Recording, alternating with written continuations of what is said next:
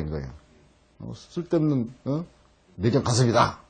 그래가지고 그 사계에다가 태극 문양을 그린 것을 조선 국기를 한다라고 이렇게 해서 박영한테 의뢰를 한 거예요. 이렇게. 태극기는 대한제국의 상징으로 이미 국민 모두에게 각인돼 있었다. 그리고 우리는 지금도 태극기를 우리의 상징으로 쓰고 있다.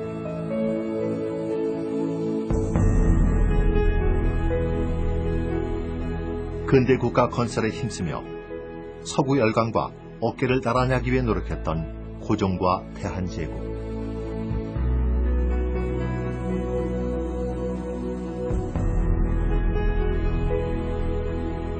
비록 짧은 시기였지만 거리는 활기를 띠었고 고종과 대한제국은 잠시 한 꿈을 꾸고 있었다.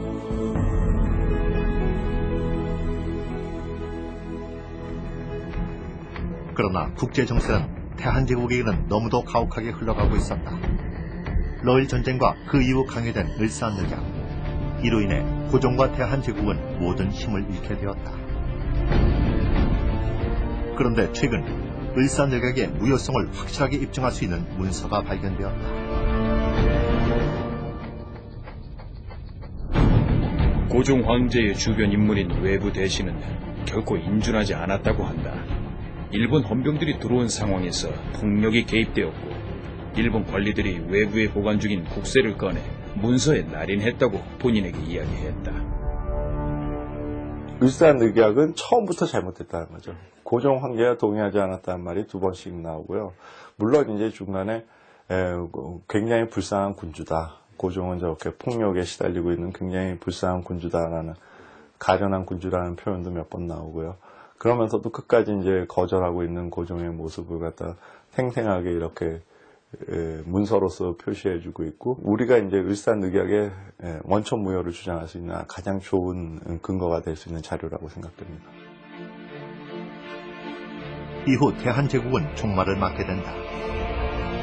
고종은 퇴위를 강요당하고 얼마 지나지 않아 한일 강제병합이라는 최후의 비극이 일어났다.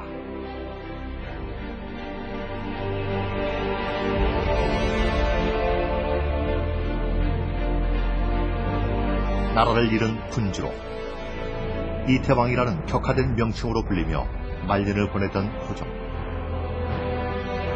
평소 좋아하는 식혜를 마신 고종은 30분 만에 의식을 잃고 쓰러진다.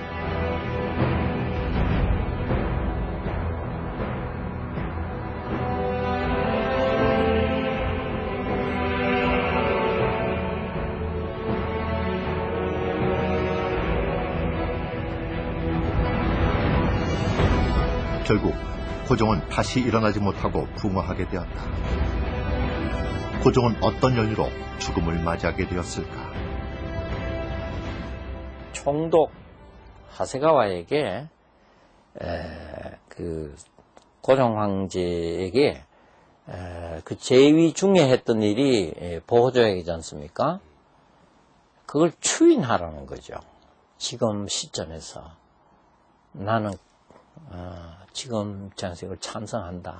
곧 조선이 일본의 그 식민지가 된 건 잘 됐다 하는 얘기를 하라는 거. 그걸 이제 문서로 받아내라는 겁니다. 그리고 그러지 거부를 하면은 죽여버리라는 거예요.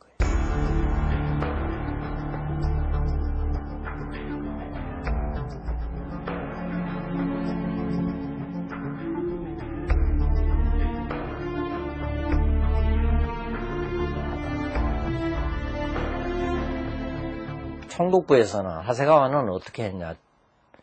결국은 총독부가 그걸 추진을 하는데, 결국 앞세우는 거는 민병섭 윤도경이었습니다.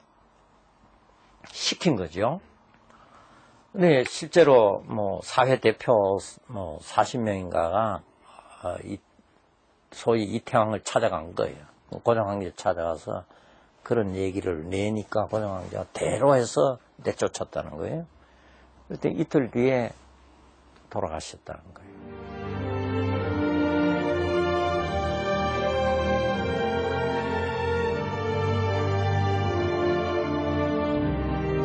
서구 열강들과 어깨를 나란히 하는 나라가 되고자 했던 대한제국의 꿈은 이제 역사의 뒤안길로 사라졌다. 그리고 고종에겐 망국의 군주라는 혹독한 책임이 지워졌다. Hat ja natürlich versucht, Korea in die Moderne zu bringen. Das muss man ja sagen. Also er hat versucht, die Öffnung Koreas also voranzutreiben und er hat auch die Modernisierung Koreas beschleunigt. Viele Dinge wurden damals also verwirklicht unter seiner Amtszeit, die heute gar nicht mehr so betrachtet werden. Also zum Beispiel eben 한국 역사가 정근대에서 조선왕조가 자기 변성 깨하고자 대한제국으로 바뀌고 그걸 이제 이 독립운동 근대화 단계 속에서 결국은 그 개성하는 그 국가로 민국으로 다시 태어나는 이런 개성관계를 보여주고 있거든요. 이게 서야 이 체계가 바로 서야 우리 국민들이 우리 민족사에 대한 자부심을 가지고 고종과 대한제국은 이제 존재하지 않는다. 더불어 그들의 꿈도 사라져버렸다. 그러나 우리는 그 꿈을 기억해야 한다. 우리 속에 대한제국의 유산이 아직 남아있기 때문이다.